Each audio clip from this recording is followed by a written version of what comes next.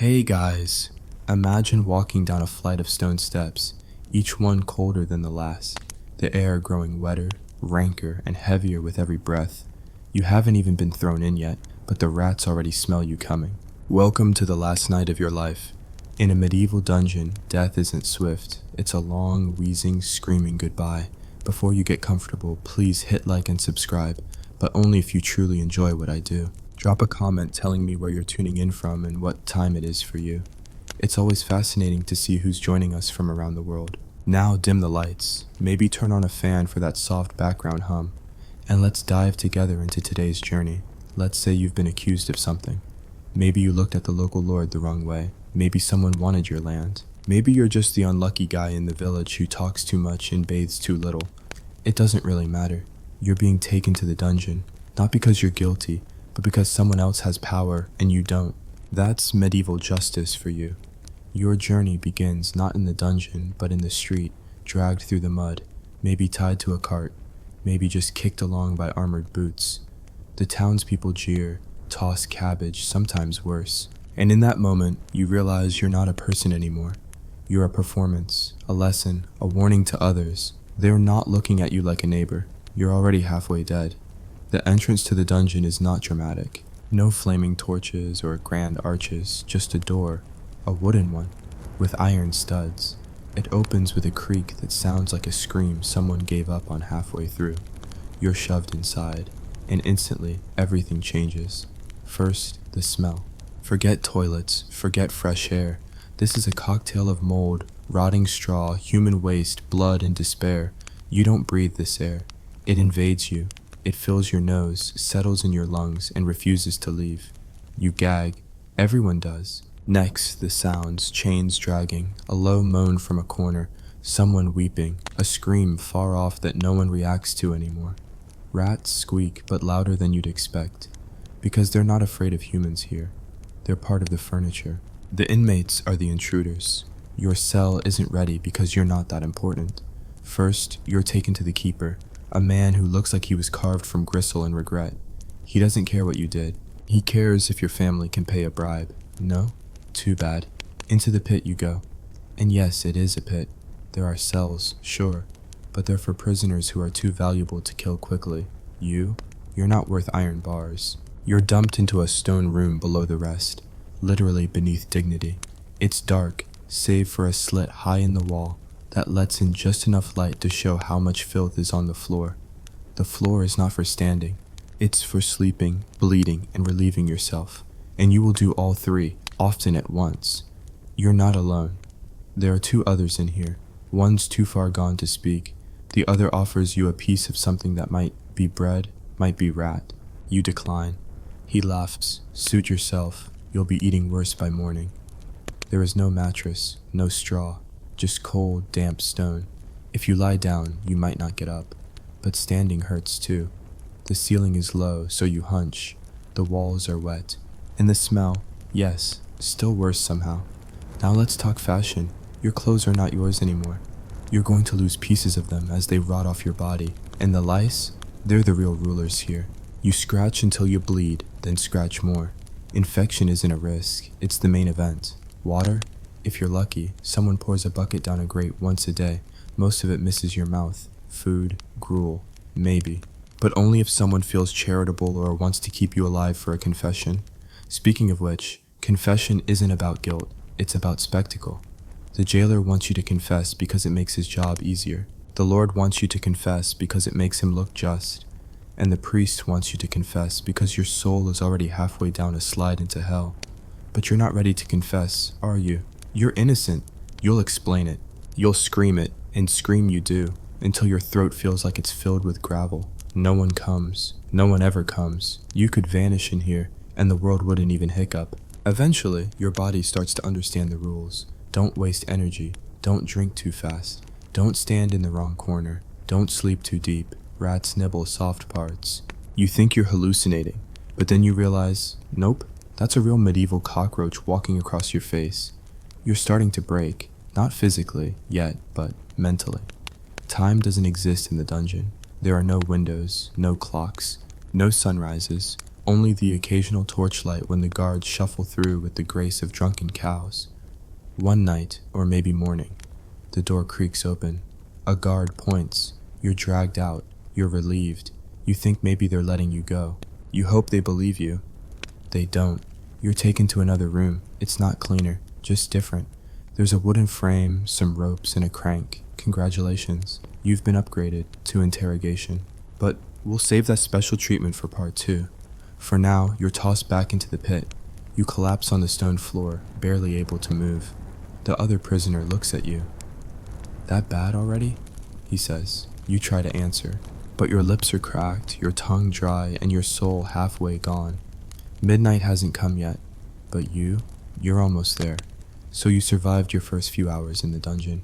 Congratulations, you're now eligible for the next phase of medieval hospitality, the interview. But this isn't a chat over tea. No, this is the medieval version of customer service, where the only thing on hold is your last shred of hope. The guards come for you again, and this time they don't even pretend to care. You're dragged by the arms, your feet scraping the stone, your joints protesting with every jolt. You pass other cells, each one echoing with moans, coughs, and the occasional wild-eyed whisper from someone who's long since stopped believing they exist. You're brought into a chamber lit with torchlight. The flickering shadows make the tools on the walls dance, a grotesque ballet of iron and rope.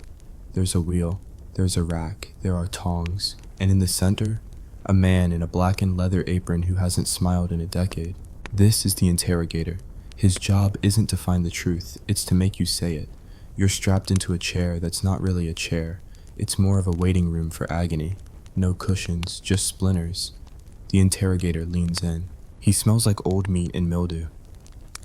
"We don't want to hurt you," he says with all the sincerity of a cat talking to a mouse. "Just tell us what we already know." You protest. "I didn't do anything." That's the wrong answer, because now he gets to use tools. First up, the thumb screws. They take your hand, yes, that one, and fit your thumb into the device. Then they crank, slowly, with the grace of a man tuning a lute. Except instead of music, there's a wet, cracking pop as the bone gives way. You scream. Everyone does. It's tradition. "Confess," he says. You say nothing. Second round, the rack. You're laid out like a chicken for roasting, and your limbs are tied to opposing ends. They turn the wheels, and your body begins to stretch. Your joints start to whisper, then scream, then beg. Your shoulders dislocate with a sound that makes one of the guards wince. Still not talking? Wonderful. That means it's time for the pair. This charming device is inserted in a place we won't describe, and then slowly opened via a screw mechanism.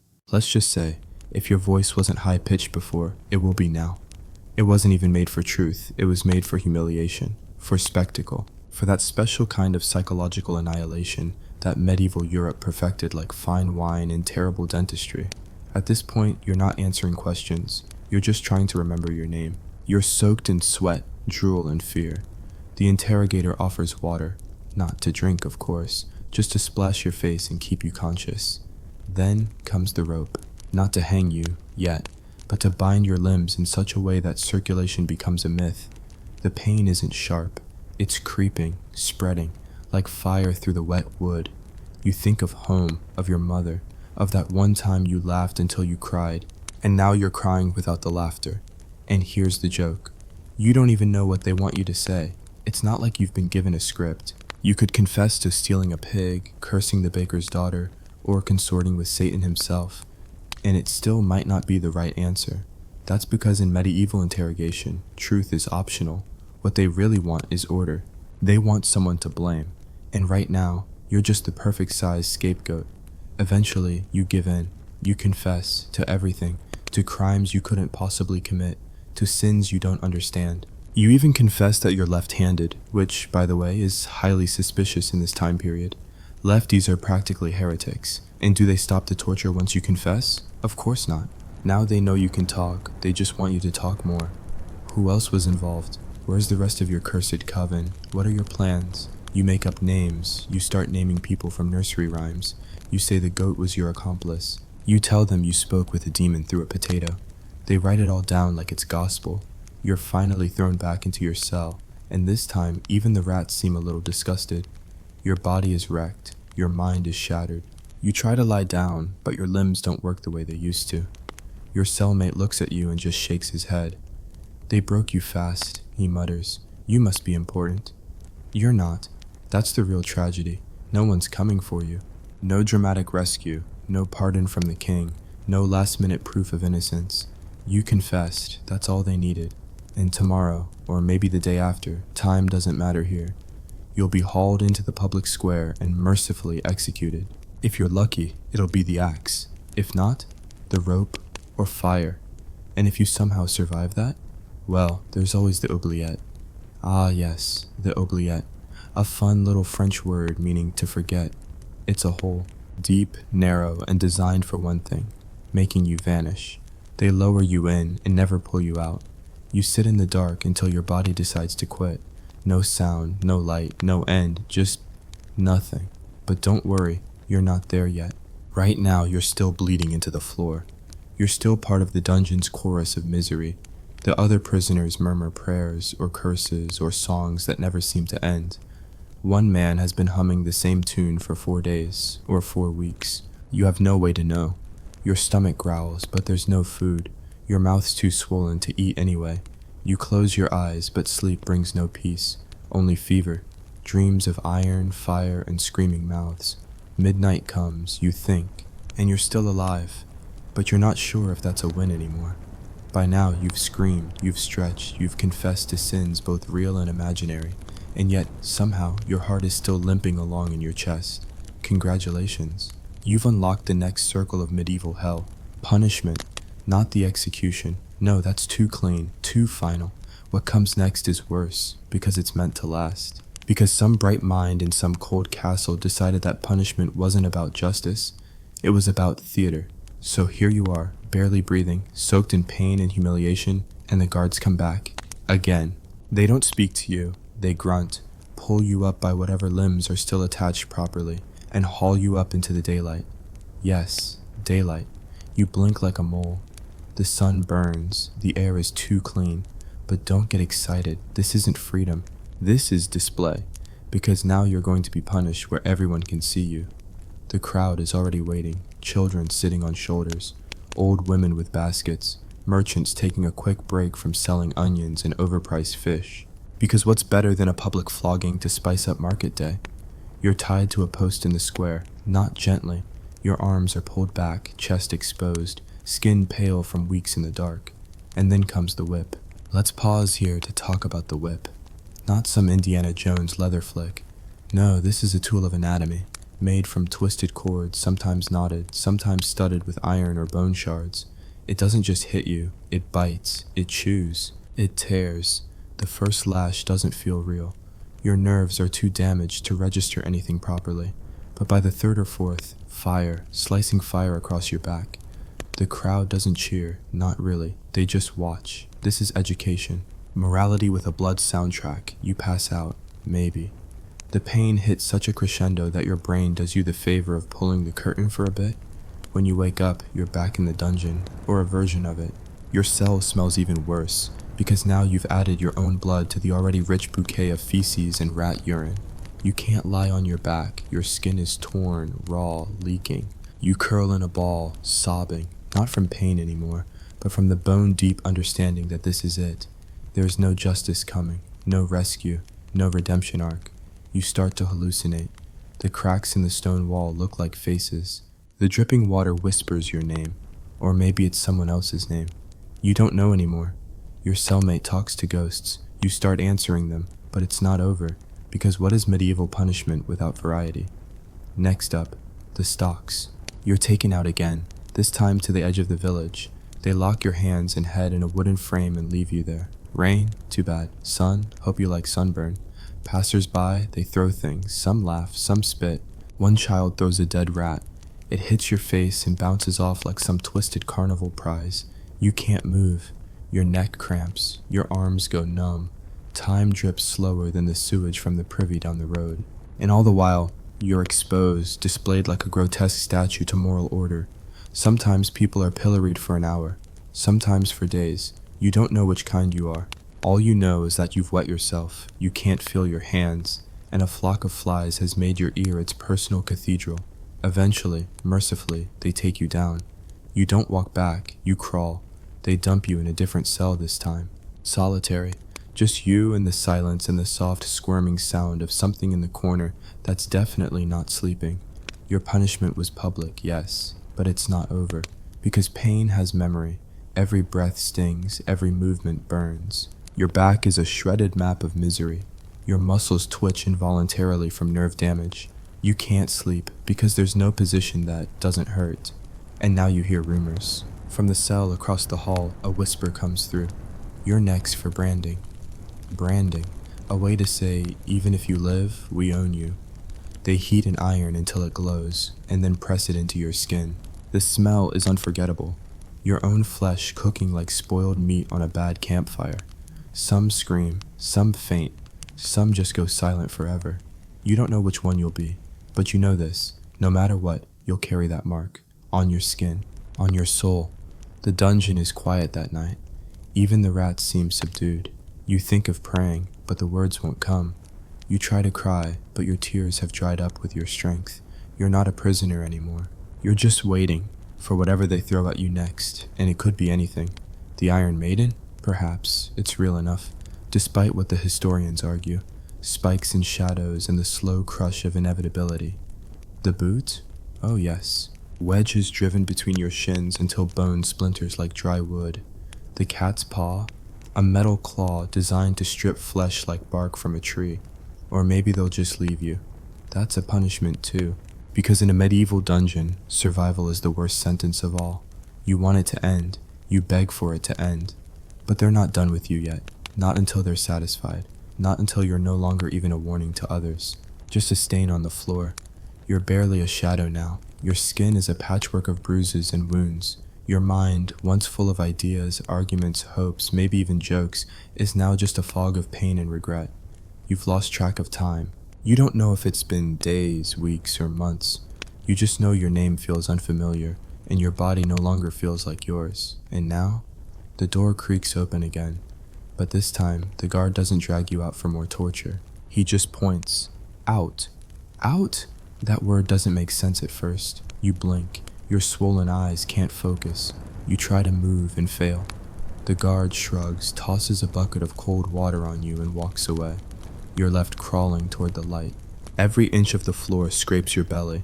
Every muscle screams. But somehow, miraculously, you reach the door. The world outside is impossibly bright. You hiss like a beaten animal, shielding your face. You stink like something that died twice. Your hair is matted. Your fingernails are black. You can't stand fully upright. You shuffle like a ghost. You're free. But let's be clear. Freedom in the medieval world doesn't mean what you think. There's no compensation, no apology, no warm meal or bath. You're not even given clothes. You're tossed out of the dungeon like kitchen scraps, and if you collapse in the gutter, that's your business. You try to walk back to the village. Some people recognize you. Most look away. No one runs to hug you. No one offers you food. You're not the person who left town. You're the thing that came back. You are marked, not just by scars or brands, but by presence. You are the walking evidence that the system works exactly as intended. If you had a family, they've likely disowned you. If you had land, it's gone. If you had a job, good luck. No one hires the devil's confessor. No one wants to touch what's cursed, and let's be honest, you are cursed. You hear echoes when the wind blows. You flinch when you see rope. You wake up screaming, even when you sleep standing against a wall because you're too afraid to lie down. Some survivors do become beggars. They limp through towns, living on crusts, in pity. Some go mad and wander into the woods. Others, many others, simply walk into a river and don't walk back out. And then there are those who return to the dungeon, voluntarily. Not because they miss it, but because it's the only place they understand now. The pain, the routine, the silence, that's home. The world outside is too loud, too clean, too confusing. Because when the dungeon breaks you, it doesn't just break your bones. It breaks your story. You're no longer the hero of your own life. You're just a survivor. And in the medieval world, survivor isn't a badge of honor. It's a stain. But maybe you're different. Maybe you find someone willing to hide you, feed you, help you mend. Maybe you live on the edge of town, never talking, never laughing, but breathing. And maybe, just maybe one day, a boy asks, "What happened to you?" And you answer, And that story is passed on, not as history, not as justice, but as warning. Don't cross the wrong man, don't speak out of turn. And for the love of all that's holy, don't get taken to the dungeon. And when that boy asks why, you just look him in the eye and say, because you won't last, not a day, not an hour, not even till midnight. Ever fantasized about working in a palace, brushing past golden mirrors, inhaling roses in royal gardens, maybe catching the king's eye while carrying a tray of delicate pastries? Yeah, let me stop you right there. If you were a servant at the Palace of Versailles under Louis XV, you wouldn't be living in a dream. You'd be trapped in a nightmare, ankle deep in piss, powdered wigs, and powdered lies.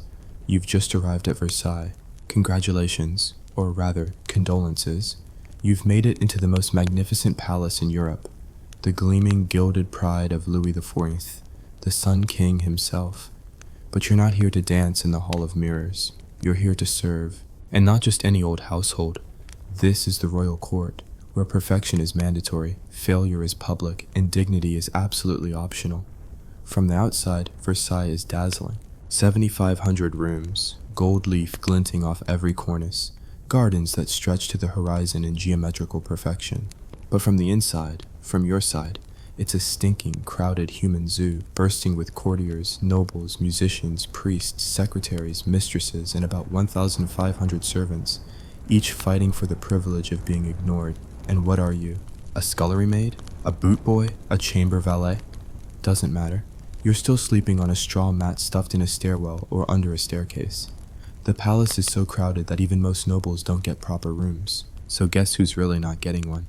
You. Your shift starts at 4 in the morning, before the sun is up, before the king is up. And trust me, you want to be moving before the king is, because once he's awake, the entire day spins into full-on royal chaos. But first, cleaning.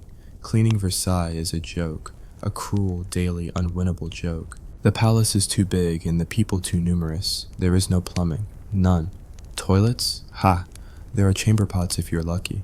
But most people, including guests, simply do their business in the stairwells, behind curtains, or in the gardens. Etiquette is just a performance. Behind the scenes, you're stepping through the human waste with a silver dustpan and a cloth soaked in vinegar. And that smell? That legendary heavy stink of Versailles? It's a mix of perfume, rot, sweat, powdered wigs, and things no one talks about out loud. You get used to it, or you faint, whichever comes first. Once the early cleanup is done, the real show begins. Lever du roi, the king's waking ceremony. This is not just the king getting out of bed. Oh no, this is a ritual, a production, a moment of national theater in which you might be lucky enough to hold out the royal shirt. Hundreds of people cram into the king's bedchamber to watch him wake up. Courtiers elbow each other to be seen. Nobles jostle for the honor of passing him his slippers. And if you're one of the king's valets de chambre, congrats. You get to watch the king poop, literally. There's a commode behind a screen and that's your job. Stand quietly while the most powerful man in Europe takes his morning constitutional, and then clean it. Don't forget to smile. After the king's bodily functions are complete, it's dressing time. Again, not simple. This is la toilette, another absurdly formal ceremony. The king is dressed by a strict hierarchy. Certain nobles are allowed to hand him certain items of clothing, and no one is allowed to deviate. You hold the jacket. You hold the wig. You hold your breath. The king is not alone. He is never alone. Not while dressing, not while eating, not even while sleeping. Someone is always present. Privacy is a myth, and you, as a servant, are part of the machine that keeps it that way. By mid-morning, you're already exhausted, and now come the petty requests. Bring my dog its powdered cake. Polish the apples so they shine like glass.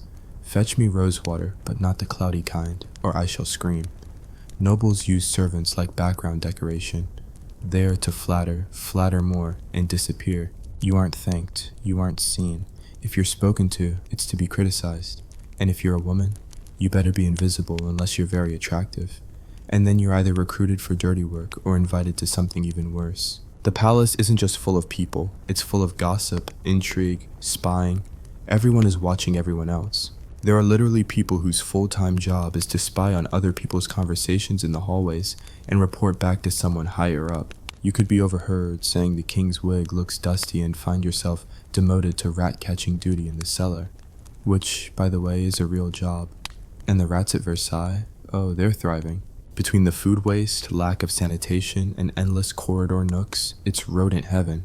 You'll see more rats than royals on most days. They run over your feet. They nest in the linen. You kill one? Good. There's 50 more behind it. Lunch comes. Not for you, of course, for the king. His meals are another ceremony. At Le Grand Couvert, Louis XIV eats in front of an audience while musicians play softly in the background, and servants change his plates in perfect silence. You're on display too. One mistake, one clang of a dish, one misstep, and it's public disgrace, or worse, reassignment to the latrine shift. Yes, that's real. Yes, that's every bit as bad as it sounds. And in case you're wondering, you don't eat. Not properly anyway. You grab stale bread or spoonfuls of congealed stew when no one's looking.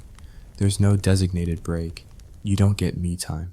You get 2 minutes leaning against a pillar, praying no one screams your name, and they will scream. Because the more civilized Versailles pretends to be, the crueler it is to the ones at the bottom. You're either born into nobility, or you're born to serve them. And if you ever forget which one you are, Versailles will remind you, hard. You're not off duty until after midnight, and even then, you're on standby. Someone might need hot coals, or rose oil, or a warm cloth for their lapdog. You sleep in shifts, if at all. You lie awake with your muscles throbbing, your head buzzing, and the overwhelming realization that tomorrow will be exactly the same, and worse if you screw up. Because in Versailles, one mistake can ruin you. You drop a dish, you're whipped. Speak out of turn, demoted, get caught kissing another servant behind the hedges, expelled, sometimes arrested, and if the gossip is especially juicy, your punishment becomes a public lesson. You are humiliated not in secret, but in ceremony, because nothing in Versailles is done without performance. And yet, thousands of people fought for this life. Why? Because proximity to power, even covered in filth, was better than starving in the provinces. Because even the smallest opportunity to rise, by flattery, beauty, or strategic groveling, was something. Because if you played your cards right, you might move from chamber pot to chamberlain. Unlikely, sure, but not impossible. But you're here now. You're cold, you're sore, your shoes are ruined, your fingernails are black, your soul is halfway out the door. And it's only day one. You made it through day one. You've dodged chamber pots, survived the Grand Couvert without fainting, and possibly lost 3 toenails in the chaos. But welcome back to Versailles, where misery is powdered, perfumed, and ruthlessly scheduled. And today? Oh, today we get personal. Because if you think the nobles at Versailles are charming, graceful creatures living elegant lives of leisure, you are tragically, comically mistaken. Let's start with the wigs. Everyone, and I mean everyone, is wearing one. Not for fashion, but out of pure necessity. You see, lice were such a constant part of life that most nobles simply shaved their heads entirely and strapped on elaborate, towering wigs. These weren't just hairpieces, they were literal nests. Wigs were often infested too, crawling with lice and dusted with flour, starch and powder to cover the smell of whatever died in there last week. And you? As a servant, you maintain them. You brush them, powder them, perfume them. If you're lucky, you're doing this in daylight. If you're unlucky, you're doing it in the dark, half asleep, while a marquis shouts about the parting being too low. Complain, and you're reassigned to foot care duty, where you'll be trimming fungal royal toenails until your vision goes blurry. Baths, you ask? No. Baths were considered risky, unhealthy, downright scandalous. Water, they believed, opened your skin to disease. So, most nobles bathed once a month, maybe. Instead, they relied on layers of perfume, silk, and superstition. As a servant, it is your job to dab rose water on their pulse points, dust them with scented powders, and help them into fresh clothing, without gagging. And those clothes? Let's talk about those clothes. Every outfit change is a production. A noble might change 5 or 6 times a day. Morning suit, hunting ensemble, afternoon promenade coat, formal dinner attire, evening robe. Each layer fastened with buttons, ribbons, sashes, and more buttons, each one requiring assistance, which means you'll be on your knees, your fingers raw, your patience extinct, lacing up someone's brocade breeches while they complain about how exhausting it is to be fashionable. Did I mention you're not allowed to look them directly in the eyes unless invited? Meanwhile, Versailles runs not on clocks, but on etiquette. There is a rule for everything: how to enter a room, how many steps to take toward a noble, which direction to bow, what angle to hold a tray, which hand to use when offering bread, which hand not to use when refilling their wine. And every single one of these rules is a test. Fail, and you're either punished or humiliated. Or, if your noble is feeling especially petty, both. And speaking of petty, welcome to the real engine of Versailles, noble drama. Forget war, religion, or economics. What truly drove the palace was jealousy, spite, the need to be seen. Versailles was designed to keep the nobility close, busy, and constantly competing for the king's favor, which meant that your master or mistress, your boss, is likely obsessed with meaningless status games, and you are caught in the crossfire. You will be tasked with ridiculous errands, delivering secret letters, stealing another noble's handkerchief, gathering gossip in the hallways, keeping watch while your noble has a tryst behind a tapestry. Sometimes you'll be given contradictory orders. Don't let anyone in, followed by, let in only the Duc d'Orléans, followed by, why did you let him in, you idiot? It's like working in a reality TV show where everyone wears heels, carries a sword, and never, ever says what they actually mean. Now, let's talk about food. No, not your food. Your food is scraps, crusts, and whatever's left over from the royal table after it's gone cold and half mauled by noble fingers. But the nobles, they eat like demigods. Dozens of dishes per meal. Roasted peacocks, glazed fruits, sugared violets, fish molded into the shape of flowers. You might be summoned to bring in the dishes, serve each course, cut meats at the table, refill wine, and then, if there's a moment, lick the spoon before it hits the slop bucket. You know how the king eats in public? Guess who also does? His nobles. Court dining is theater, and you're the stagehand. You dress the table. You place each fork at the exact royal degree of distance. You hold a napkin with reverence like it's holy cloth. Drop it, and there's an actual ceremony for how badly you've ruined everything. Now, somewhere between courses and curtain call, you'll get summoned for bedtime service. This, like everything else, is also a ritual. You help your noble undress. You unlace, unbutton, remove layers, fold clothing with the care of a museum conservator, and place each item precisely in its designated spot. You fluff pillows, you light a fire. You make sure the bedpan is clean, you check the sheets for mice. You say goodnight and step away, backwards, without turning your back on them, because that's just one more rule to remember at 1 a.m. when you've already worked 20 hours. But wait, your day's not done, because after that, you might be summoned to the king's private wing. No, not for punishment, for more ceremony. Le coucher du roi, the king's bedtime ritual, is a mirror of the morning one, but with slightly more yawning. You and dozens of others gather to observe His Majesty undress, pray, and be tucked into bed like a toddler made of gold. Everyone bows, curtsies, and silently wishes they were already unconscious. You shuffle out, exhausted, starving. Your body aches. Your brain is vibrating from all the memorized etiquette. You collapse in your corner under the stairs, your straw mattress still damp from the last time someone spilled soup nearby. And the kicker? You have no idea how long this will last. There is no job security. There is no pension. There is no future plan. You're just hoping not to be dismissed for sneezing too loud during the Duc de Chartres' speech, or for failing to heat someone's handkerchief to the perfect temperature before breakfast. You live on tips, gossip, and blind hope. Because if you're dismissed, you're not just unemployed, you're disgraced. You'll be lucky to find work cleaning stables, and if your noble accuses you of theft, you might find yourself locked up in the Bastille faster than you can say, I swear I didn't touch the silver.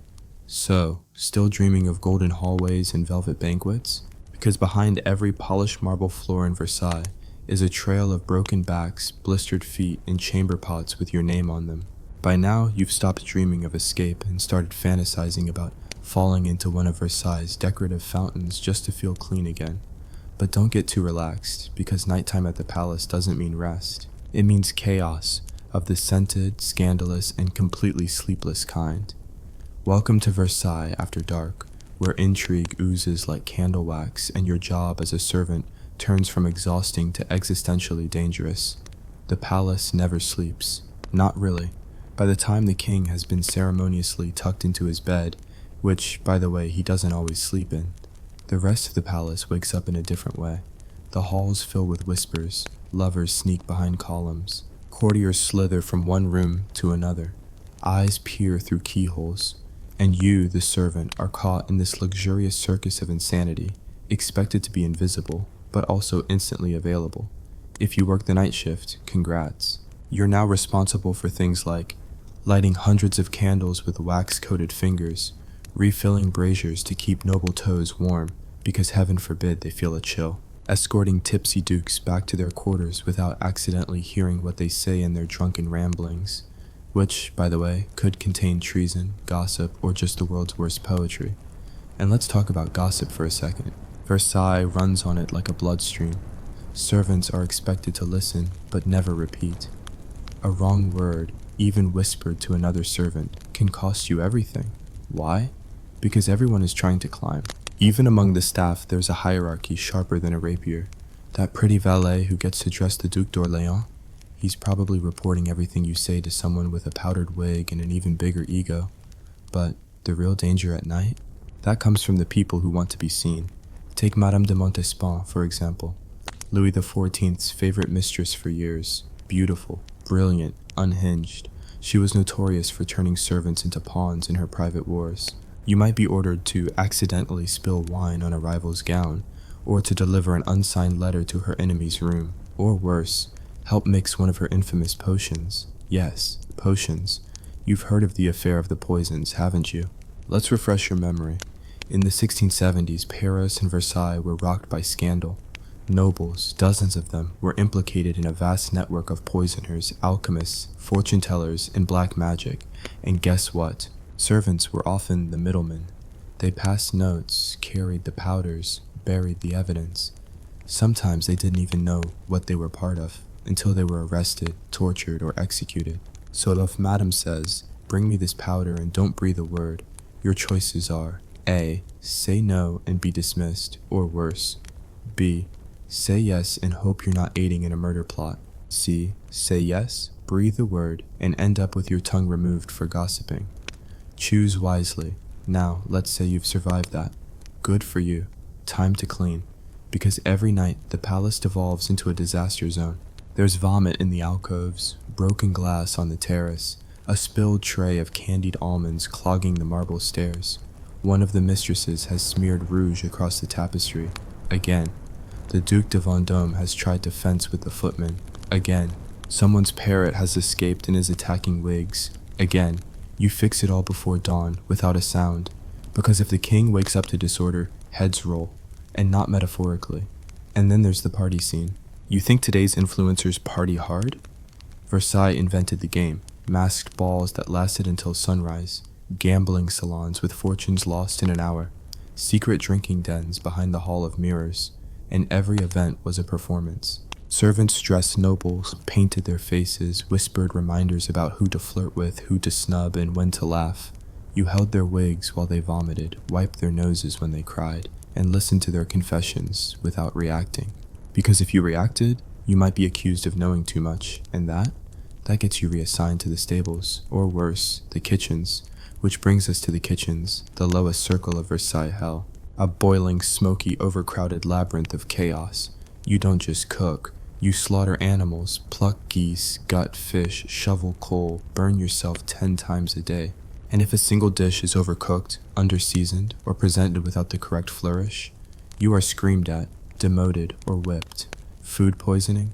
Common. Burnout? Guaranteed. And yes, sometimes literal fires.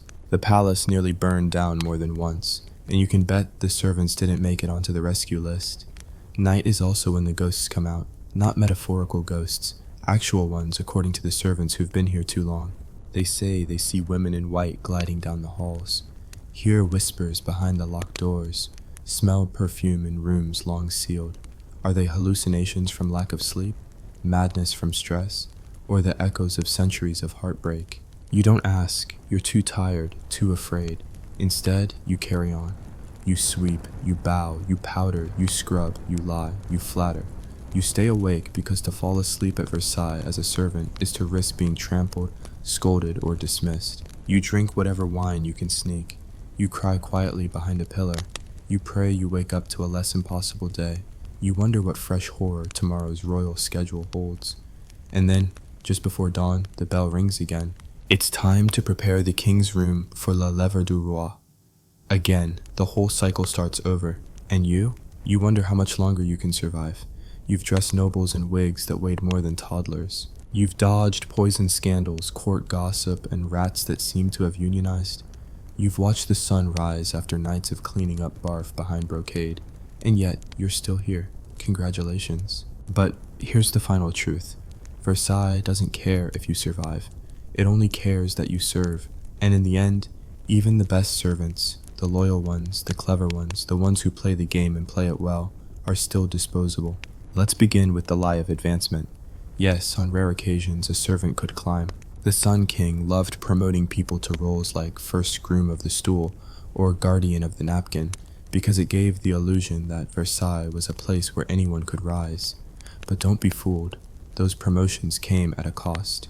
You had to flatter constantly, spy for your masters, and become entangled in noble vendettas that made Game of Thrones look like a family picnic. One word spoken to the wrong ear, and suddenly you're out, not demoted, erased, sent back to a provincial town with nothing but ruined shoes and a reputation. Try getting hired again after being accused of listening too closely during the Queen's private weeping sessions. And for every servant who made it to a respectable position, 100 more simply vanished, dismissed without cause, left sick in the servant infirmary, which, to be clear, was a broom closet with a mattress, or buried without ceremony in the paupers section of a nearby cemetery. Versailles didn't fire people, it just stopped noticing them. But let's say, hypothetically, you've lasted. You've worked for decades. You know every rule, every name, every secret passage. You can lace a corset in your sleep and powder a wig with military precision. You've survived it all. And now you're, what, 50, 60? Congratulations. You're obsolete. Your hands tremble. Your knees ache from scrubbing marble floors that never stay clean.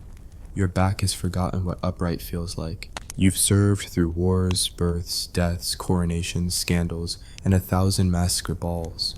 And the new steward says you lack the energy of the younger valets. You're replaced by someone 20 years younger, with tighter stockings and no idea what he's in for. You don't get a pension, you don't get a ceremony. You might get a leftover tart from the kitchen if someone's feeling nostalgic. Most old servants either died in service or were quietly escorted off the grounds, given a coin, and told to find a cousin in the countryside. Some took work in lesser houses, others begged. A few returned to Versailles as ghosts, not literally, though the palace has plenty of those too, but in the form of warnings told to new servants, don't end up like old Claude. Remember Marie, the one who wept in the laundry? Gone, forgotten. Dust on gilded chairs, and if you think Versailles might at least remember its most loyal, think again. Because when the revolution came, when Louis XVI and Marie Antoinette lost their heads, the palace's memory of its own servants vanished too. Revolutionary mobs stormed the gates, nobles fled, portraits were slashed, furniture burned. But you know who got caught in the crossfire? Servants. The ones who'd spent their lives wiping, cleaning, kneeling, and bowing, were suddenly labeled as collaborators in aristocratic corruption. Some were imprisoned, some were executed, many were simply swallowed by the chaos. In Versailles, it became a museum, a monument to opulence and delusion. Tourists now walk its halls gasping at the chandeliers and tapestries, completely unaware that generations of broken backs built this dream. The Hall of Mirrors? Try polishing those things every week while a duchess screams because her shoe ribbon came loose. There's no plaque for the chambermaid who miscarried in the laundry room. No statue for the stable boy trampled during a royal hunt. No portrait for the kitchen girl who died stirring soup for 800 people while no one remembered her name. Because Versailles eats people. It devours their labor, their youth, their sanity, and it wraps the bones in silk and calls it glory. So, could you make it as a servant under Louis XIV? Maybe, for a day, a week if you're lucky. But a lifetime? No, not unless you're willing to give up every shred of identity, comfort, and rest. Not unless you want to exist solely to enhance the illusions of the rich. Not unless you're okay with your name being lost forever, written only in faded ledgers next to the words dutiful or dismissed. Because to serve at Versailles wasn't just a job, it was a sentence, served with silver trays, silence, and the constant smell of rosewater overwrought. Now go ahead, visit the palace, marvel at the gold, but maybe, just maybe, take a moment to picture what's beneath it. 1,000 invisible souls polishing the past, and none of them made it out clean. Imagine waking up in a freezing room, strapped to a urine-stained bed, while someone cheerfully assures you that this is all for your own good. No, you're not dreaming. You've just been committed to a Victorian insane asylum, and the only way out is in a coffin, probably shared, with someone louder than you. Let's start with how you got here. It didn't take much. Maybe you cried too long after your child died. Maybe you talked to yourself while sweeping. Maybe you read too many books, or not enough Bible. Or maybe you were just in the way of your husband's new mistress, your brother's inheritance plans, or society's general dislike of women, paupers, drunks, thinkers, poets, epileptics, or anyone with too much imagination. A quick signature, often forged, often bribed, and poof, you're now mad. Diagnosis: hysteria, melancholia, moral insanity, nymphomania if you're a woman who enjoys sex. Laziness if you're a man who doesn't enjoy coal mining. You don't need to be dangerous, you just need to be inconvenient. You're taken in a black carriage with bars on the windows. Nobody tells you where you're going. Sometimes they don't even tell you why. You arrive at a towering institution. Victorian Gothic, of course, because what screams healing environment, like endless gray stone, tiny windows, and chimneys that puff like factory lungs. They strip you, not metaphorically, literally, clothes off, dignity gone. You're poked, examined, and scrubbed in cold water by a nurse whose only facial expression is mild contempt. Then you're given a rough, itchy uniform. It doesn't fit, it doesn't matter. Then comes the intake interview. A bearded man with pince-nez glasses and a clipboard asks, "Do you often experience delusions of persecution?" You say, "Yes, I believe I'm being unjustly imprisoned." He writes, "Paranoia, delusional. Do you cry? That's emotional instability. Do you stay silent? That's catatonia. Do you demand answers? Mania. Ask for your family. Obsessive attachments. There is no right answer. You've been caught in a game with rules designed to make you lose. Your room is not a room. It's a cell. The bed is iron. The mattress is straw, often wet. The window is barred. There's a bucket in the corner. You are now a part of the institution, both as a patient and a warning to others. Welcome to your new life. The first night is the worst. The screams don't stop. The woman in the next room sobs all night. Someone further down howls, not like a person, but like a wounded dog. A man down the hall shouts religious passages until he vomits. The nurse patrols with a stick and a lantern. If you're too loud, she taps you. Too loud again, she hits you. Third time, the doctor is summoned. You sleep in short, jagged bursts. Your dreams are not your own. You wake up shivering, despite the wool blanket. It smells like old feet in despair. The routine begins the next morning. Wake at 5. Cold wash. No towels. Breakfast is gray. Not the dish. It's literally gray. Could be oatmeal. Could be wallpaper paste. Could be rat porridge. You eat because you're hungry, not because it's food. Then, work therapy. This can mean anything. Cleaning the asylum, washing clothes, picking oakum, shelling beans. Sometimes therapy just means standing still for 6 hours to learn discipline. One man was tasked with polishing bricks, individual bricks, for months. You're told that labor is healing, that obedience is wellness, that cheerful compliance is a sign of improvement. If you protest, you're non-compliant. If you refuse, you're agitated. If you act out, restraints. And let's talk about those restraints. The straitjacket is the classic, of course, but that's just one option. There's the Utica crib, essentially a wooden coffin with bars. There's the tranquilizer chair, where you're tied down with a bucket under your seat in case you relax too hard. There's hydrotherapy, being dunked in freezing water until your spirit gives up. And my personal favorite, rotational therapy. You're strapped to a chair and spun until you puke out the bad humors.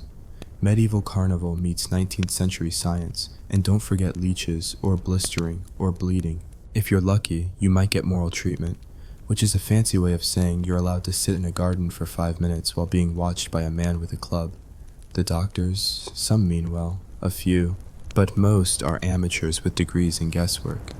They diagnose via phrenology, feeling your skull bumps to determine if you're criminally inclined. If your forehead's too high, you're a genius. Too low, a deviant. If your ears stick out, congenital idiocy. If you cry when they tell you this, hysteria. And remember, you're being watched. Every gesture, every word, every sigh is noted. If you seem better, that's suspicious. If you're too quiet, you're hiding something. The only truly safe behavior is to smile faintly, nod obediently, and never ever ask when you'll be going home. Because here's the real horror, you won't. Not really.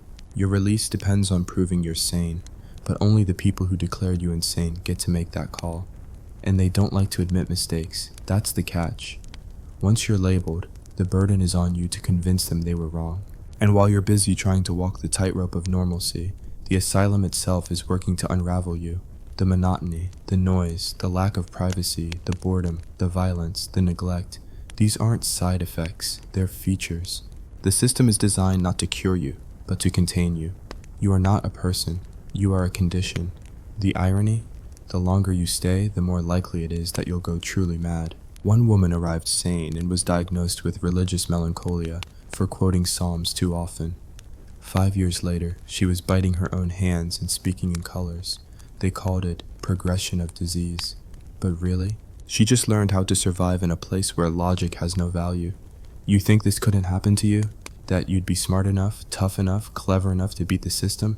That's cute. Even the brightest minds of the time couldn't escape. Poets, artists, suffragettes, veterans, all were institutionalized.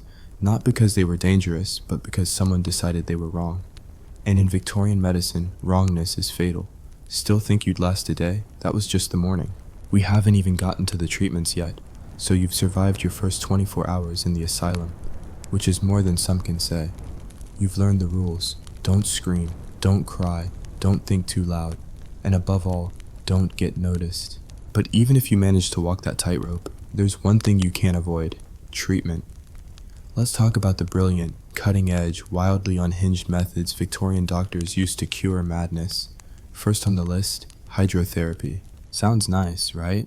Like a relaxing bath? Wrong. This isn't a spa. This is water torture in a wig.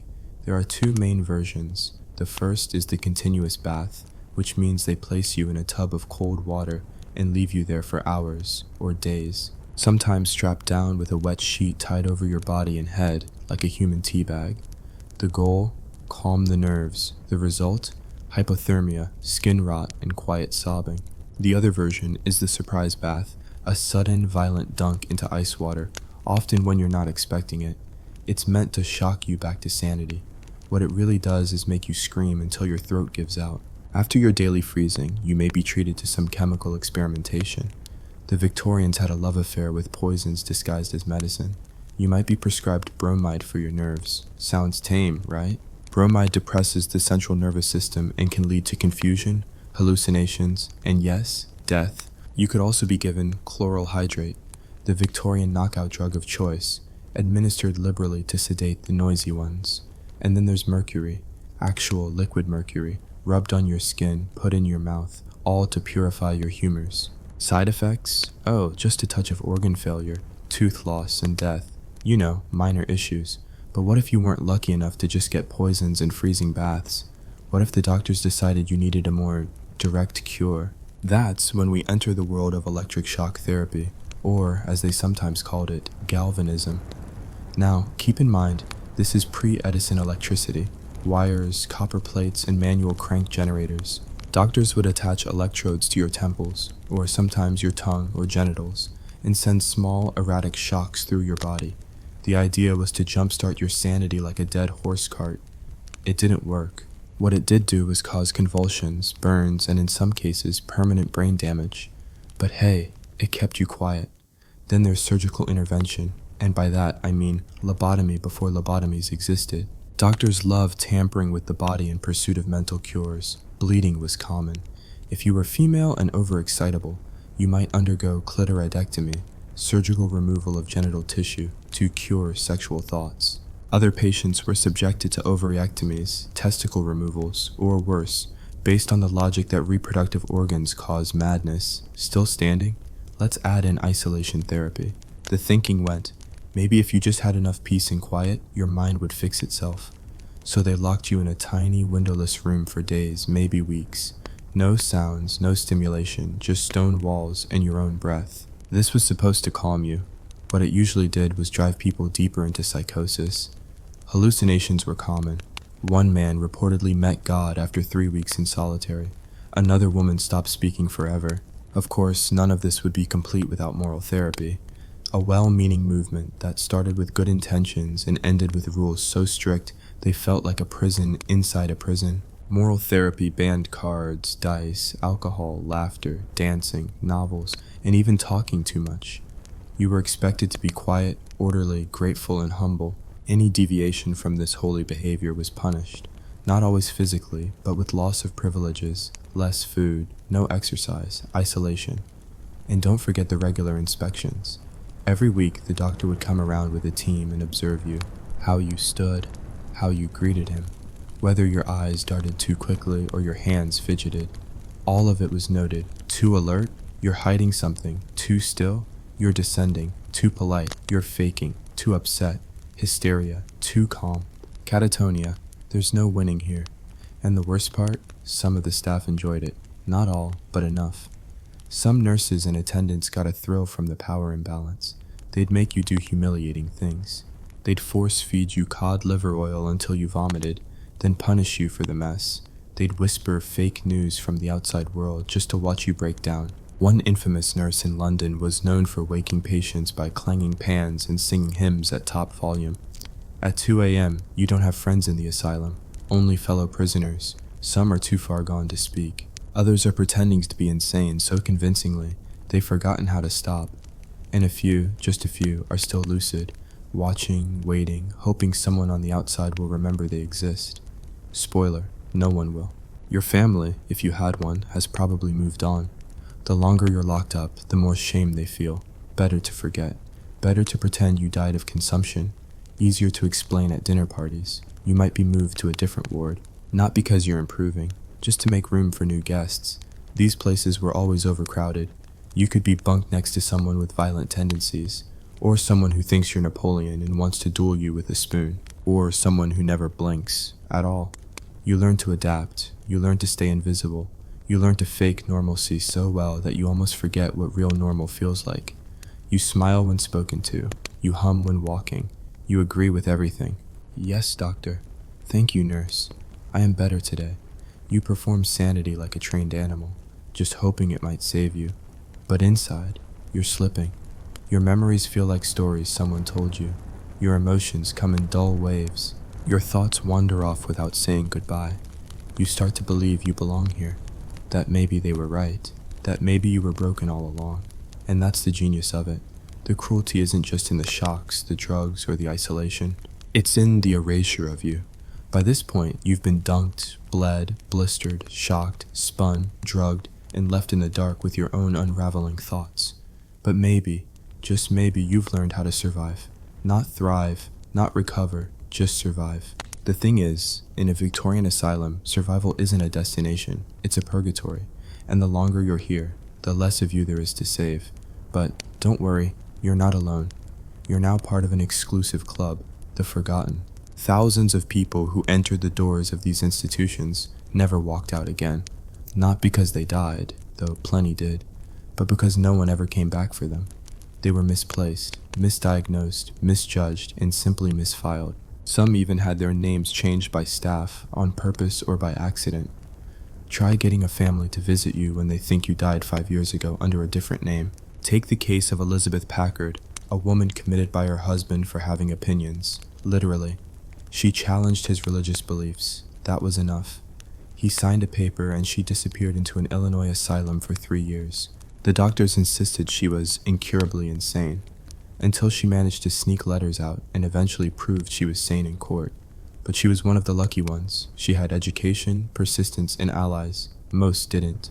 Then there's James Tilly Matthews, a man who was locked up for claiming a secret machine was controlling his mind with magnetic rays. Ridiculous, right? Except he was confined for life. And decades later, many of his political predictions actually came true. Turns out, delusional and inconveniently correct were often confused.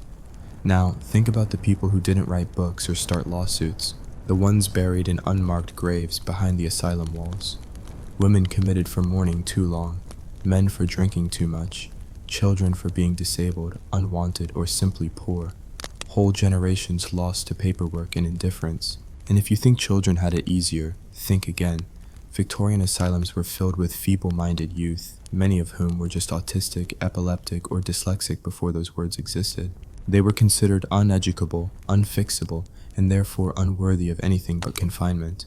Some were subjected to moral hardening, a euphemism for beatings and starvation.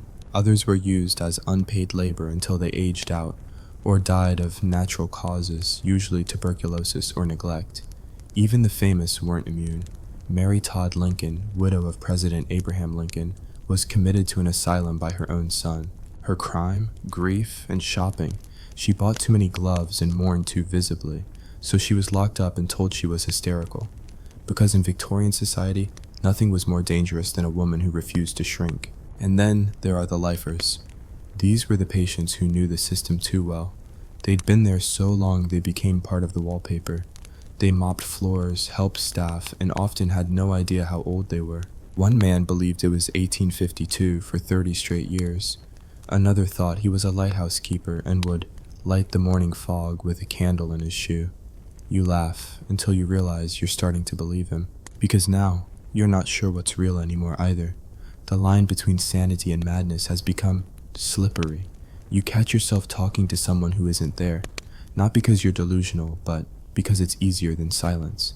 You laugh at nothing because it keeps the nurse from watching you too closely. You've learned to fake normal so well that you can't remember what the real version ever felt like. And outside, the world spins on without you. New patients arrive. You watch the spark in their eyes as they walk in. You already know how long it'll take to break them. A few weeks for the proud ones, less for the scared ones. You try to warn them, but no one listens to the old ones. You're just background noise. If you're a woman, your chances of release are particularly grim.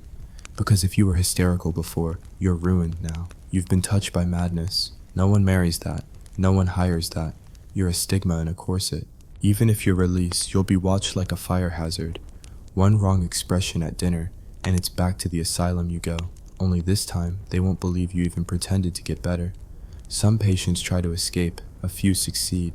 Most don't. One woman leapt from a second-story window and broke both legs. She crawled a quarter-mile before a farmer returned her for a small reward. Another man disguised himself as a doctor, walked out during visiting hours, and made it to the next town before collapsing from dehydration and exposure. When asked why he fled, he said, "Because the dead men in the walls kept telling me to stay."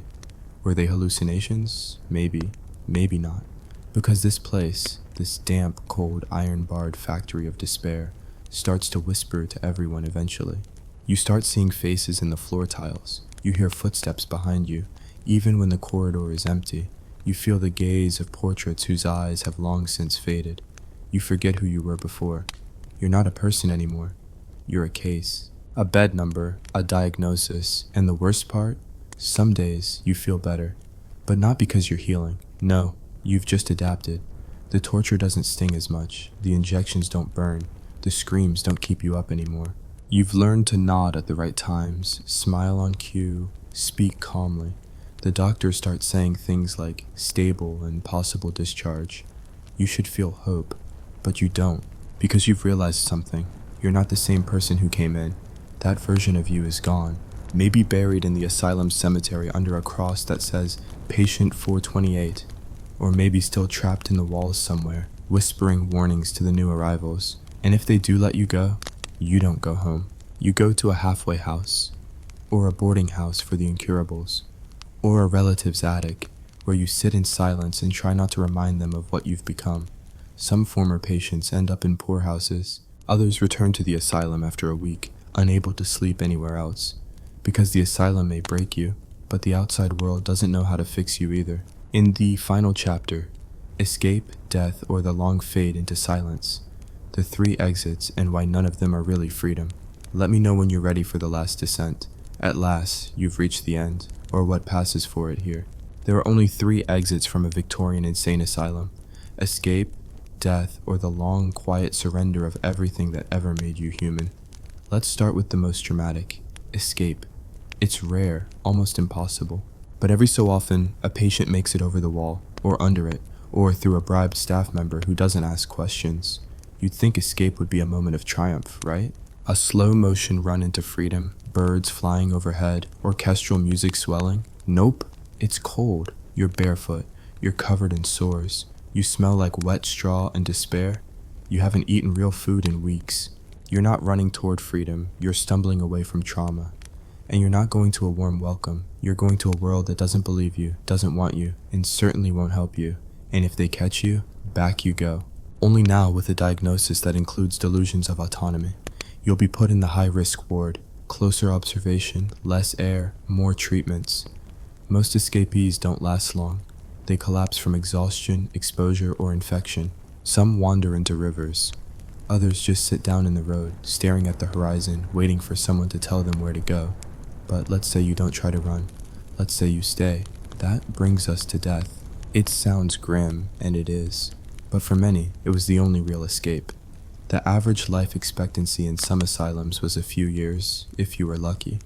A little longer if you were docile, a little shorter if you had opinions. Most deaths were listed as natural causes, which in Victorian language could mean anything from pneumonia to starvation to being beaten with a chamber pot. Some died from exhaustion of mania. Yes, that was a real medical term. It meant your body just gave up after days, weeks, months of screaming, convulsions, and violent episodes with no rest. Your nervous system simply tapped out. Tuberculosis ran rampant through overcrowded wards. Malnutrition was common. Porridge and boiled cabbage don't build strong immune systems. In suicide, a constant shadow. Even under constant surveillance, patients found ways to end their suffering. Broken glass, window ledges, bed sheets. One woman drowned herself in the laundry vat. Another suffocated herself with her own dress hem, which she chewed until she could no longer breathe. But the saddest deaths weren't violent. They were quiet. The ones who simply stopped eating, who curled into corners and faded. The ones who stopped speaking, moving, responding, until the nurses marked them moribund and waited. The ones who stared through you, not because they were mad, but because there was just nothing left to see. And that brings us to the third and final path, the long fade into silence. This is the most common fate. You don't escape, you don't die, you just linger. You become institutionalized. The word sounds clinical, but it's a kind of living death. You learn the daily routine so well you move like a wind-up doll. You eat when they tell you, walk when they tell you, nod when they ask how you're feeling. You get better, but not because you're healed, because you've been hollowed out. The staff likes you now. You're a model. They let you sweep the halls, feed the less manageable patients, fold linens. You get a second blanket in winter. You're trusted, but not released, because nobody wants you anymore. Your family has moved on, or died, or they're too embarrassed to admit you still exist. You're not dangerous, but you're not marketable either. You can't work, you don't laugh. You've become part of the asylum itself, like the rusted pipes, the cracked tiles, the soot-streaked walls. The outside world forgets you, history forgets you, but the asylum remembers. It has absorbed you. You are a whisper in the ward, a crease in the sheets, a smudge on the window pane. When new patients arrive, they pass you in the hall and assume you're staff. You don't correct them, you just keep walking. You dream of trains sometimes, of letters that never arrived, of mothers who meant to visit but never did. You remember a dog's name, but not your own. You hum songs no one taught you. The days bleed together like ink on wet parchment, and then one day, your body gives out. You die in your bed or on the floor, or in the garden they let you sweep. Your passing is noted on a clipboard, natural causes, a pauper's coffin, a grave marked only by a number, patient 5143, and just like that, you're gone. No ceremony, no eulogy, no headstone with your real name, just silence. The only people who speak of you are the other ghosts, the ones who also never left. Because yes, Victorian asylums are famously haunted, and it's no wonder. When pain, fear, and loss saturate the walls for decades, something lingers. Visitors today report hearing footsteps in locked wings, crying in empty rooms, whispers through thick glass. They find old journals in the walls, names carved into stone, children's toys left behind. Because madness doesn't vanish, it echoes, and asylums never forget. So, would you last a day? Maybe, if you're lucky, if you're quiet. If you don't flinch when the ice water comes, or cry when they strap you down, or speak when no one asks. But lasting isn't the same as surviving, and surviving isn't the same as escaping. The only real way out of a Victorian insane asylum was to never be sent there in the first place. And even then, Someone could always sign the paper. Think you're tough? Like the great outdoors? Maybe you've watched a few Mongol documentaries and thought, I could ride with the horde. Well, congratulations. You've been drafted into the deadliest war machine in human history, and spoiler alert, you're not gonna make it, not even to lunch. It's dawn, and the smell of horse sweat, boiled meat, and regret fills the air. You're in a Mongol war camp now, under the mighty Genghis Khan, or worse, one of his less patient sons. And no, this isn't your average medieval military camp. This is an organized, semi-nomadic, militarized thundercloud of death that can pack up and move 50 miles in a day without losing a single goat. First problem, you don't speak Mongolian. Second problem, you smell soft. Third problem, you are soft. The average Mongol soldier starts training at 3 years old. You started eating solid food at 3. He's been riding horses since before he could count. You've ridden a stationary bike at best. Your thighs are not prepared for the apocalyptic chafing you're about to experience. There's no sleeping in. The camp wakes at first light, or earlier if someone's yak got loose again. You're sleeping on a felt mat inside a yurt, which, while cozy to the hardened steppe dwellers, smells like wet wool, old cheese, and determination. No pillows, no privacy. Just you, 5 other snoring warriors, and a bucket.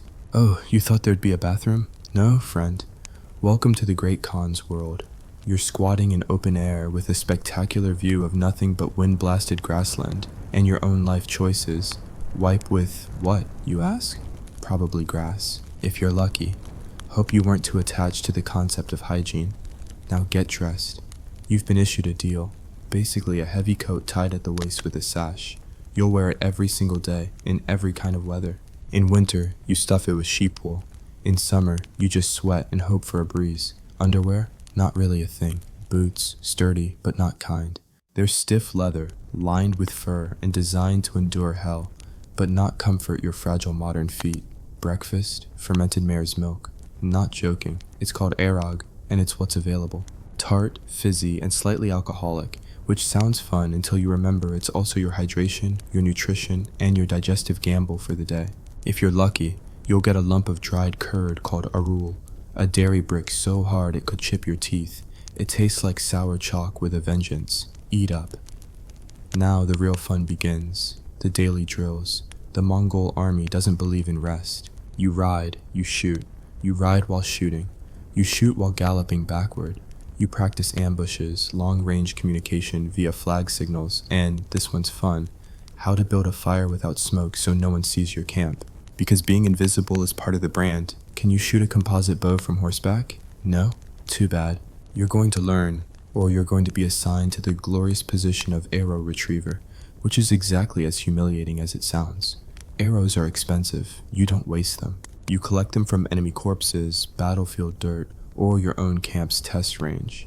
And if you break one, hope you weren't attached to your kneecaps. You will also learn to ride until your bones scream. Mongol horses are small, fast, and tougher than your ex's heart.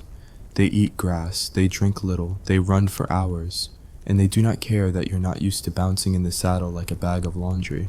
By mid-morning, you're already sunburned, saddle sore, and full of mysterious fluids you didn't ask to ingest. And now it's time for butchering, because Mongols travel light, but they eat heavy. You help slaughter a sheep. Not in a nice, I took a farm to table course once way. In a pin it down, cut the belly, and pull the heart out while it's still beating way. That's not dramatic flair. That's the real technique. Mongols were efficient. They drained the blood quickly to avoid waste and kept the meat from spoiling in the sun. Your job? Hold the legs. Try not to vomit. Once butchered, the meat is boiled, heavily salted, and shared in a communal pot. No forks. You reach in, grab a greasy hunk, and try not to flinch when your superior officer hands you the eyeball as a sign of something. Respect? Hazing? You'll never know. Just eat it and smile. Now, some admin. The Mongol army is divided into units of 10, then 100, then 1,000. It's called the decimal system, and it works like clockwork. Your group of 10 is your new family. If one of you screws up, all 10 suffer. Miss a patrol? Everyone gets half rations. Disobey an order? Your tent mates might get flogged just for knowing you. So you'd better make friends. Fast. Don't complain. Ever. Mongols view whining as weakness and weakness as a waste of space. Instead, if something hurts, just rub horse fat on it. That's not a joke. They use horse fat for everything: rashes, wounds, leather polish, hair gel. You will smell like livestock within hours. Get used to it. The afternoon is for maintenance: tending weapons, stitching saddles, repairing carts, drying meat, sharpening blades, cleaning your bow. Mongols were obsessive about readiness. If the Khan gave the signal, you needed to be packed and mounted within minutes, not hours, not, just a sec, I'm braiding my hair. Minutes. You don't follow orders, you're not punished, you're left behind. And out here, that's a death sentence. Evening rolls in. You've been awake for 16 hours. You've ridden 40 miles, killed a sheep, eaten sour milk, dodged horse hooves, and possibly offended 3 different clans with your inability to squat properly. Too bad, you're not done. Now it's time for singing. Yes, singing. Mongols loved music. Around the campfire, warriors chant deep, throat-scraping songs that sound like a mountain arguing with the sky. You're expected to join in. Don't know the words? Doesn't matter. Clap. Look like you belong, or risk looking like a spy. And speaking of spies, everyone's watching you. Mongol society had loyalty, yes, but paranoia too. Genghis Khan built his empire with trust and terror. Informants are everywhere. If someone suspects you're not pulling your weight, or maybe looking a little too thoughtful about deserting, your tent mates might decide to solve the issue. Proactively. By nightfall, you crawl back into your stinking gear. You try to sleep. But someone's snoring. Someone else is sharpening a knife. Your back feels broken. Your boots are soaked with blood. You're not sure whose.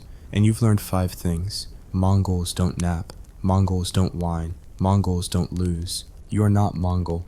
You're probably not going to survive week 2. And that was just your first day. It's sunrise again, and somehow you've lived to see it. Your thighs feel like overcooked lamb shanks. Your lower back has declared independence, and your brain still smells like fermented mare's milk. But welcome back to the camp, soldier. The Khan's banners are snapping in the wind. The horses are already saddled, and you're late. You scramble to your feet, throw on your deal, and chug whatever's left of last night's arak. It tastes like a goat sneezed in your mouth, but it's better than fainting on the battlefield. Today, the camp is packing up and moving, because Mongol camps never stay in one place for long. They are the medieval equivalent of mobile death, like if your worst road trip also included mass conquest and throat singing. Within minutes, dozens of yurts are collapsing in on themselves like shaggy mushrooms. Women, children, warriors, and livestock all have a role. You're handed a yak to load. The yak hates you. You try to tie the bags tighter, but the animal kicks, farts, and tries to eat your boot. You're sweating through your layers before the sun is even fully up. Then comes the marching. You ride all day, not a few miles, not a gentle gallop through scenic hills. No, you're crossing plains, rivers, mudflats, and possibly a few corpses. The Mongol army can move up to 100 kilometers in a day, and they do it without stopping. Your body is not prepared. You can't feel your butt. Your thighs have entered a state of numb despair. Your horse knows you're weak and hates you for it. And guess what? There is no road. You're riding in formation. Each unit of 10 stays together, flanked by other units of 10, all nested into larger formations. Thousands of warriors moving like a living carpet of fury across the earth. It's beautiful, in the way a tidal wave is beautiful, right before it drowns you. Break formation, and you might get a beating. Fall behind? That yak from earlier might end up doing a better job than you. The Mongols had no time for slackers. Even the messengers ran on horseback day and night. The YAM system, a vast, terrifyingly efficient courier network, could get a message across thousands of miles faster than most medieval armies could button their pants. Horses were stationed at intervals, ready for fresh riders to leap on and continue the journey. It was the 13th century Amazon Prime, and if you were ever tasked with being part of it, good luck. Why? Because if you lost the message, fell asleep, or got distracted by, say, being stabbed by a bandit, you were responsible. Failure wasn't a slap on the wrist. It was a permanent vacation, 6 feet under. But forget mail for now. You've got raiding to do. That's right. You're part of a Mongol advance party, and you've just reached a target. A town, not a big one, maybe a fortified village. Doesn't matter. Genghis's orders are simple. Destroy resistance, loot everything of value, and if they surrender peacefully, maybe show some mercy. Maybe. First, a scout rides out under a white banner. If the town surrenders, great. You march in, set up administration, collect taxes, and use their own bureaucrats to run the place. Genius, really. If they don't surrender, red banner time. This is where things go from strategically impressive to terrifyingly efficient. The siege tactics are brutal. Mongols were masters of psychological warfare. They'd launch heads over walls via catapult, burn fields to starve the city. Sometimes they'd fake a retreat just to lure defenders out, then ambush them so fast the survivors wouldn't know which direction death came from. And you're helping to dig trenches, build siege engines, sharpen blades.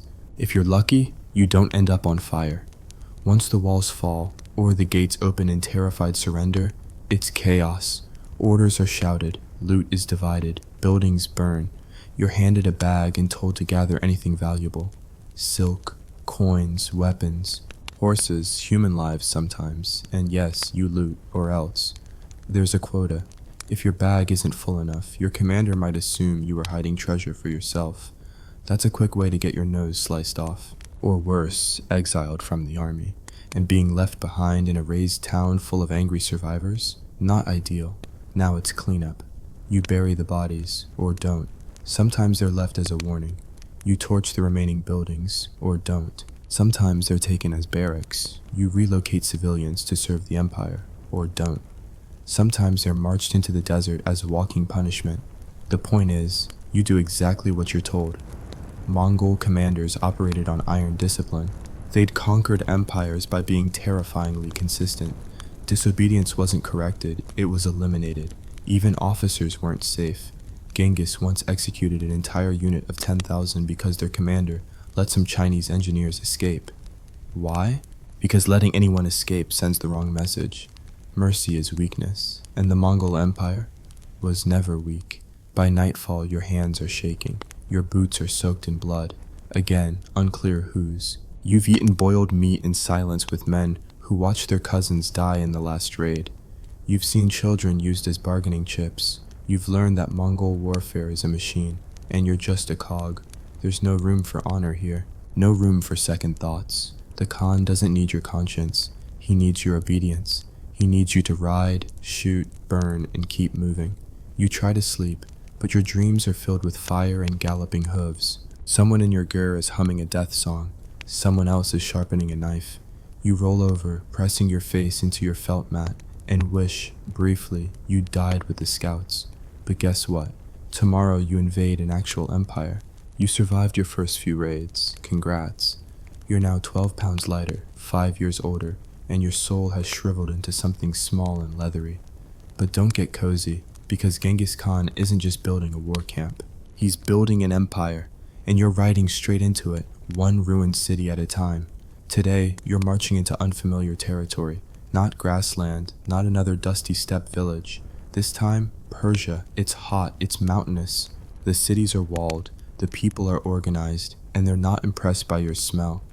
But you know who really messed up? The Persian Shah. In a moment of cosmic miscalculation, he insulted the great Khan's envoys, executed them, sent their heads back with a note that basically read, "Nice try." Genghis Khan's response? He assembled the wrath of 1,000 war gods, and now you, exhausted steppe soldier, are part of that vengeance. You arrive at Nishapur. The defenders are ready, walls fortified, archers positioned, boiling oil at the ready. You stare up, shield in one hand, bow in the other, praying the goat milk you drank this morning doesn't come back up. The siege begins. Now let's pause for a second and explain what that really means. A Mongol siege isn't just arrows and shouting. It's mathematics. It's terror, perfected. The Mongols didn't invent siege warfare, but they absolutely mastered it. They used captured Chinese engineers to build catapults, trebuchets, siege towers, and battering rams. They built them fast too, and better yet, they didn't care how many people they had to throw at the walls. You might spend your week piling dirt to raise an attack ramp under arrow fire, or dragging sharpened logs toward the gate while boiling oil rains from above, or digging tunnels beneath the walls to collapse them, only to have your tunnel cave in with you still inside. You're also living in this siege, eating spoiled meat, drinking water that tastes like horse trough, sleeping in armor, washing, please. That's a luxury for nobles and corpses. And the waiting. Days turn into weeks, weeks into months. Nothing but rain, mud, dysentery, and the constant sound of your commander yelling in 6 languages. You start to hate your fellow soldiers. The guy next to you smells like wet dog. Someone else sings war ballads at 3 a.m. Another keeps taking your firewood. You fantasize about throwing them all over the wall yourself, and then finally, a breach. The wall cracks. The city falls. The gate bursts open, and what follows is not a battle. It's an eruption. The Mongols don't do tidy victories. They don't occupy quietly. When a city resists, even once, it becomes a lesson. You charge in, sword raised, heart thumping, and wade into fire, blood, and screams. And once the chaos dies down, once the Khan's banner is flying from the highest tower, there's still one task left: punishment. At Nishapur, legend says the death toll reached 1.5 million. Men, women, children. Why? Because a single Mongol noble had been killed in the first assault. The Khan wanted a message carved into the bones of history: you don't sleep that night. Or the night after. And this is only Persia. Now you're riding toward Khwarezmia, where entire cities vanish into ash. Then Baghdad, then Samarkand. Each new place with its own language, defenses, and doomed optimism. Each one falling to the same method: surround, siege, shock, slaughter. And now it's time for Europe. The Mongols were supposed to be a distant rumor, but by 1241, they've reached Hungary and Poland. You're part of the invasion force that will make grown men cry, and church bells ring funeral notes for cities no one will remember. In Europe, the terrain changes: hills, forests, rivers that overflow in spring. And the people, armed with crossbows, chainmail, and ideas of chivalry, adorable. They don't know what they're in for. The Battle of Legnica, 1241. The Mongols fake a retreat. Classic move. The knights, brave and beautifully stupid, charge after them in full armor. You and your comrades wheel around in circle and destroy them. It's not a battle, it's choreography. And you're just trying not to die under a falling horse. But guess what Europe has that Persia didn't? Winter. Brutal, soul-destroying cold. You're not in the Mongol homeland anymore. Your deal isn't cutting it. The snow soaks your boots. Your fingers freeze to your bowstring. Horses die in the night, stiff as statues. You eat whatever you can find: rats, pine bark, enemy rations. And if you get sick, tough. The Mongol camp doesn't stop. There's no medical tent, no pity. You ride or you die. You hear rumors now, strange ones, that the Khan's heir has died, that the generals are arguing, that the army might turn back. And sure enough, they do. The invasion halts. You're pulled back from the brink of conquering Europe, not because anyone stopped you, but because politics at home require attention. You don't ask questions, you follow orders. But the break doesn't last, because now you're headed east. China, land of walls, dynasties, and endless tea. And here, you meet your final greatest challenge: sieges that last years. You're assigned to the siege of Xiangyang, which, no exaggeration, takes over 6 years to complete. 6 years of waiting, building, starving, repeating. You watch comrades go mad. You watch children grow up in the dirt. You grow a beard, lose teeth, and forget what life was like before the mud. Eventually, the city falls, because all cities fall. That's the Mongol way. But you're not a conqueror. You're a ghost in the gears. You survived Persia, Europe, and China. You've eaten things that didn't deserve names, lost track of how many cities you burned, and probably grown a second callus on your soul. You're tougher now, sure, but guess what? The Mongol Empire is even tougher. You think the conquering is over? Not even close. You've marched for years across 3 continents, but now it's time for your final punishment: survival. Let's start with your reward. You might think there's some kind of payout: retirement, land, a pension. No, not in the Mongol way. What you get is more responsibility. Now that you've proven you can ride without crying, kill without blinking, and eat goat cartilage like popcorn, you're promoted. Congrats! You're now in charge of 10 people just like you when you first started. And they are soft, dumb, and smell like cowardice. Which means now, you have to train them.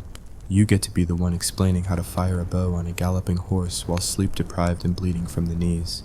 And you'd better train them well, because Mongol discipline is still a thing. If one of your underlings messes up, it's not just their hide, it's yours. One bad shot, one missed signal, one false retreat, and you might all be executed. Or worse, reassigned to the postal system again. Meanwhile, the empire is changing. Genghis is dead. His descendants are squabbling. The Mongol world is fracturing into khanates: Golden Horde, Ilkhanate, Chagatai, Yuan, each one with its own ruler, its own ambitions, its own internal drama. If you were dreaming of early retirement in a peaceful yurt by a lake, sorry, you're now smack in the middle of a power struggle. Factions form, loyalties shift. You don't know whether your commander will be leading a siege or besieged himself by next week. Your job? Stay quiet, stay useful, and never get caught talking politics, because Mongol politics end in swords. But let's say you somehow survive the infighting. You make it through 3 more campaigns. You ride into India, sweat through Southeast Asia, watch elephants trample half your unit in Burma. You suffer tropical diseases, leeches the size of mice, and humidity so thick you feel like you're breathing soup. At some point, you stop counting how many battles you've been in. You've forgotten the names of most of your commanders. You still carry a bow, but your hands shake now, just a little. You've seen too much, you've killed too much, you've lost too much. Now comes your retirement. If you're lucky, and we mean lottery-winning lucky, you're given a plot of land somewhere on the frontier. A reward for your service. You build a yurt, try to raise sheep, you marry maybe, have a few kids. You teach them to ride and shoot and not ask questions about that scar on your side that never healed, right? But peace? No. The empire is eating itself now. The Khans are fighting each other. The former enemies you once conquered are rebelling. Your land is raided by former comrades who have aligned with a different faction. Your son is conscripted, your neighbor disappears. Your fields are trampled by soldiers you don't recognize, flying a banner you've never seen. You realize something awful. You never left the war camp. The empire is the war camp. It just got bigger. And worse, no one remembers you. You fought for Genghis, or Ogadai, or Kublai. You helped build the largest contiguous land empire the world has ever seen. And when you die, alone, in a cold yurt, your armor rusting in a corner, no one will write your name. No songs, no monuments, just bones in the dust. Because the Mongol horde doesn't honor individuals, it honors conquest. And conquest has no memory. You were part of something massive, unstoppable, and legendary, but also merciless. You didn't serve a country, you served a movement, a storm with no center. Now, centuries later, people will romanticize you. They'll call you fierce, brave, noble, but they won't understand what it cost you. The stink, the fear, the endless marching, the friends lost to arrows, illness, betrayal, the sound of burning cities and screaming horses, the truth that you were both victim and executioner, just another face beneath a helmet. You weren't meant to survive. And if you did, the empire made sure you wouldn't matter. So no, you wouldn't last long in a Mongol war camp. Not because of the arrows, or the hunger, or the blood, but because once you enter, you never really leave.